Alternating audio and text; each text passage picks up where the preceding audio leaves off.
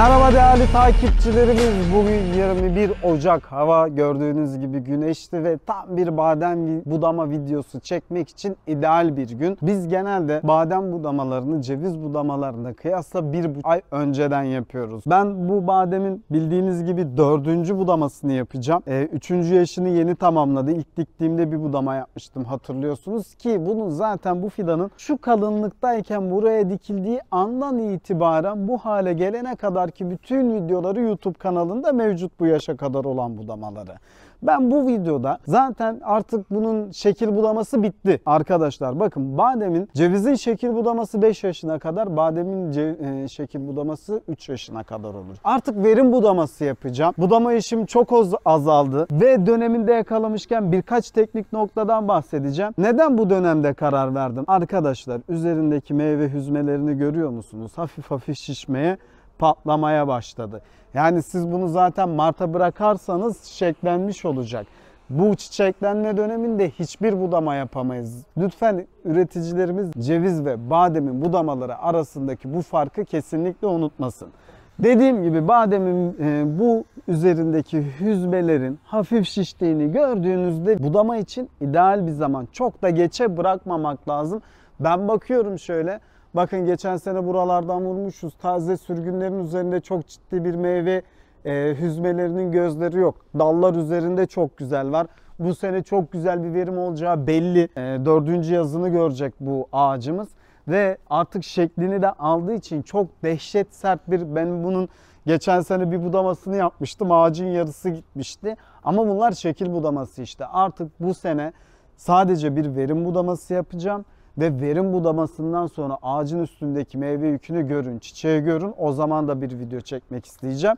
Şimdi şekil budamasındaki amacımız neydi? Dediğimiz gibi 4 ana dal, 3 ana dal, duruma göre, çıkış yönüne göre 5 ana dal bırakmaktı. Şekil buydu. Sonra neydi? Bırakılan ana dalları taçlandır, aç, şekil ver. Sonra neydi? İçerisine aç. Gördüğünüz gibi yıldan yıla aslında serüven belli. Serüven bu. Bu şeklini aldıktan sonra biz şeklini verdik artık. Verim budamasında ne yapıyoruz? Ne demiştik bademle ilgili biz budamalarımızda? Şu ortasına yukarıdan bir top attığınız zaman girebilecek bir seviyede olmalı. İçine açmanız lazım. Bakın, zaten şu içerisinde şu görmüş olduğunuz dallar, şu dallar, sadece ben bademin içini açacağım. Bitti. Budama işinin ağırlığı artık geride kaldı. Bu zamanlarda hafif işleri kaldı ve bu hafif işlerinde de çok rahat bir şekilde budamamızı yapacağız. Bakın, şu içe giden dalları alacağım ve bitti. Artık başka budaması yok. Bakın, bu içeri gidiyor. Şunu yine dipten böyle temiz bir şekilde alıyorum. İçini açıyorum. Zaten üzerinde doğru düzgün meyve gözü bile yok. Şunu dipten alıyorum. Bitti. Artık mesela bu ağaç için benim çok ciddi bir budamam yok. Bakın, mesela şurada şöyle bir şey göstermek istiyorum. İçi olduğu gibi açıldı. Yani artık verim budaması yapıyorum. İçe kaçan, güneş almasını, hava almasını engelleyecek dalları alıyorum, bitti. Mesela bu ağacın budaması bitti. Artık bu dalları çıkarmalık, nasıl söyleyeyim, uçlarını vurmalık bir şey yok. Budadıkça ağacı aynı zamanda, bakın, budamanın işte şekil ve verim budamasının arasındaki fark şu. Şekil budamasında generatif üreme, yani meyvesel büyümeyi ve üremeyi tetikleyecek budamalar yapılmaz. Şekil budamasında özellikle vejetatif büyümeyi, dal büyümesini hesaplayarak hesap yapmanız lazım. Ona göre budama yapmanız lazım ve verim budamasına geldik. Verim budamasında generatife önem vereceksiniz. Generatif gelişim, meyve gelişimini de en çok etkileyen şeylerin başında aşırı sert budamalar gelir. Hayır, artık benim o dönemim kapandı. Generatif, vejetatif değil, generatif büyümeler istiyorum ben. Bundan dolayı da az makas vuruyorum ve bir ay sonra bunun üstündeki çiçekleri siz görün. Çok sert budarsanız çiçeğe de küser ağaç. Mesela bu bir ağacımızdı. Biliyorsunuz, buradan bir ağacımızı söktük. Bu ağacımıza geldik. Bu ağacımızın taçlandırma çalışmaları vardı. Baktığımızda gördüğünüz gibi zaten 3 ana dal üzerine ilerlemiş. Diğeri de 3 ana dal üzerine ilerlemiş. İçeri kaçan, çok sert bir şekilde ağacı kapayan 1 ya da 2 dal görüyorum. Onları alacağım. Ne olur, mesela bu ağaçla ilgili bu dallar çok yakın bu sene birbirine. Mesela şunu çıkaracağız. Biraz sert bir budama olacak ama Dediğim gibi burada bir yoğunluk var. Geçen sene herhangi bir engel teşvik etmediği için alacağım. Bir budamayla çıkarmış olacağım. Başka budama yapmayacağım. Kalın bir dal, sert bir budama olmuş olacak ama bu ağaç için bu dönemde yapılması gereken en önemli budama. Bunu çıkaracağım sadece, bir kalabalık var ve şu dal bir kalabalık yapıyor. Bu sene bunu çıkaracağım. Bunu şimdi destereyle daha iyi olacak. Hatta şu iki dalla beraber alacağım. Temiz bir kesim yapacağım.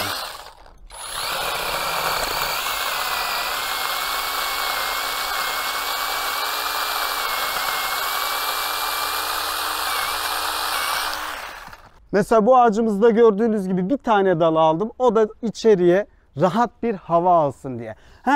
En fazla makası şu ağaca vuracağım. Onun sebebini de anlatacağım. Bu yaşlarda artık çok sert ve şiddetli budamalar tavsiye etmiyoruz. Hemen bir yan taraftaki ağaca gelelim. Burada ağacın şu dalını aldığımız yerlerden gördüğünüz gibi yoz sürgün gibi çıkmış. Yoz sürgün değil tabi bunlar ama yoz sürgün gibi görüntü var. Ve bunların üzerinde gördüğünüz gibi hiç meyvenin olduğu gibi hava almasını engelleyecektir. Bunları yine tekrardan temizliyorum.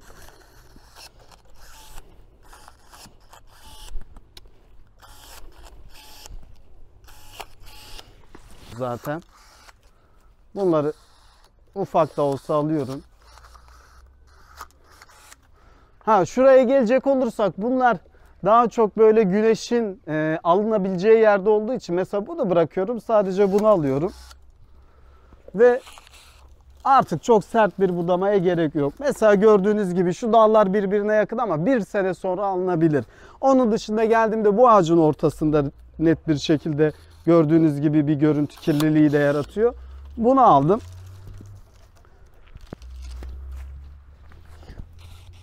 Şu yoz sürgün gibi görünen dalı aldım.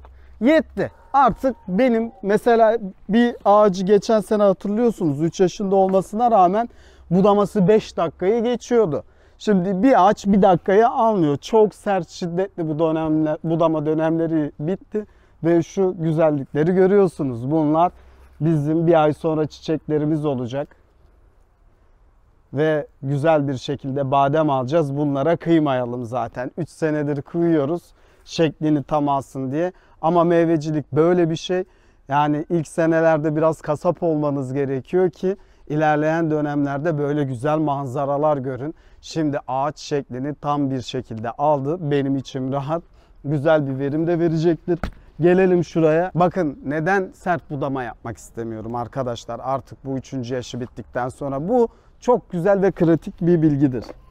Bu yaştan sonra artık verim budamasına geçen ceviz olur, badem olur, hangi ağacı dikmiş olursanız olun. Artık şekil budamasını bitirip verim budamasına geçtiyseniz taze sürgün çok fazla almayacaksınız demektir. Taze sürgünlerin üzerinde göz oluşumu biraz geç olur. Bakın mesela geçen sene dokunulmamış olduğu gibi meyveye yapmış bir dalı görüyorsunuz. Bu da aynı şekilde olduğu gibi meyveye yapmış bir dalı görüyorsunuz. Siz kestiğiniz yerden yeni sürgünler çıktıkça yeni sürgünlerin üzerindeki göz oluşumu bir seneye geçer. Meyve oluşumu %100 bir şekilde yakalamak istiyorsanız. Bundan dolayı artık verim budamasında çok sert budamalar lütfen yapmayın. Hafif çıkması gereken 2-3 dalı çıkarın geçin. Mesela önümüzdeki sene ben bu dalı bu sene bilerek almadım şu ağaçta. İkisi birbirine yakın. Ama bu sene meyvesini alayım, seneye bunu çıkaracağım. Gelişimine göre biraz da gelişim takip edeceksiniz ağacına göre. Gelişiminizi takip edin. Ağacın kendi üzerindeki göz sayısına bakın. Kaldırabiliyorsa kalsın. Ama ağaç zayıfsa, üzerinde yeteri kadar meyve yükü yapmamışsa dal çıkarın. Bu bir tekniktir. Bu bir budamanın püf noktasıdır. Ben fark ettiyseniz uç almıyorum artık. Uç alırsam buradan sürgün çıkacak tekrardan. Onların üzerinde göz yapmasını bekleyeceğiz. Yeteri kadar göz yapacak dallar ağacın üzerinde. Meyve gözü yapacak. Bundan dolayı da çok fazla sert budamalardan kaçınıyorum. Kasap Sinan ilk 3 yıl konuştu. Şimdi ise Usta Sinan ince noktalarıyla budamasını yapacak. Bana ilk 3 sene şekil budamasında kasap derler. Çünkü o şekli verdirmeniz önemli. O şekli vermeniz için çok sert budama yapmanız lazım. Biz budama yaptığımız bahçe sahiplerini bahçeye sokmuyoruz ki görmesinler sert budamalarımızı. Maalesef öyle olması gerekiyor. Ama onun arkasından bir de bir ay sonra, 1,5 ay sonra bu ağacın üzerindeki gözleri görelim. Bitti o kasaplık dönemi. Artık meyveci dönemimizdeyiz. Yaprak, ben zaten cevizde olsun, bademde olsun 2 dönemi vardır her cevizcinin. Bir yaprakçı olduğu dönemler, bir meyveci olduğu dönemler. İlk 3 sene ağaçtaki yaprak sayısına, fotosenteze, kök gelişimine, gövde çapına önem göstereceksiniz. O 3 sene bittikten sonra tamam, artık benim köküm oturdu, gövde çapım oturdu, kalınlığım oturdu diyorsanız da meyve yüküne, meyve dönemine geleceksiniz. Bu yaştan sonra bu ağaçlar üzerinde ben meyve anlatacağım. Budama üzerine hatırlıyorsunuz, biz buradan bir tane ağacı söktük. Bir tanesi kalsın, yaklaşımlarının birbirine nasıl olacağını göreceğim. Ağaçlar çıktıktan sonra bu tarafa doğru hareket edecek mi vesaire. Farklı denemeler yapıyoruz. Denemelerle beraber bazı tecrübeleri ediniyoruz zaten. Umarım badem üzerine bu da size faydalı bir video olmuştur. Bademin budaması bu yaştan sonra böyle gideceksiniz. 2 dal, 3 dal çıkaracaksınız. Tabii ki şekli güzel oturmuşsa. Yani İlk yıldan beri bu kadar güzel ve istisnai bir özen gösteriyorsanız, biz bazen badem bahçelerine gidiyoruz. Badem ağaçları 5 yaşında. Diyorum 2 sene meyve görmeyeceksin. Neden? Ağaçta şekil yok. Ağaçta fonksiyonel bir şey yok. Ya budamanın meyve yüküne, meyve verimine etkisi %100. Yani onun bir şeklini verdirmeden, yani sağlıklı güneş, sağlıklı hava, sağlıklı toprak işleme sistemlerini kurmadan ister ağacın 5 yaşında olsun, ister 10 yaşında olsun istediğin verimi alamazsın. 2 sene şekilde oyalanacağız diyorum ben genelde. Gittiğimiz yerlerde budama hoşumuza gitmezse şeklini verdikten sonra 2 sene sonra ama budamanın sonuçlarını artık almış oluyoruz. Verime geçmiş oluyoruz. Çok da iyi sonuçlar alıyoruz. Bademin budaması cevize göre biraz daha pratiktir belli bir yaştan sonra. Biraz daha kolaydır. Ondan dolayı da arkadaşlara en büyük önerim bademin budamasından korkmasınlar. Cevize göre daha kolaydır. İlk yılları biraz karışıktır ama 3. yaşından 4. yaşından sonrası gerçekten çok basit ve çocuk oyuncağı diyeceğim seviyededir. Hiç kendilerini yormasınlar. Bu videoyu izleyen, bu video serilerini izleyen biri çok rahatlıkla kendi bahçesini budayabilir. Videoyu beğendiyseniz like atmayı, sorularınız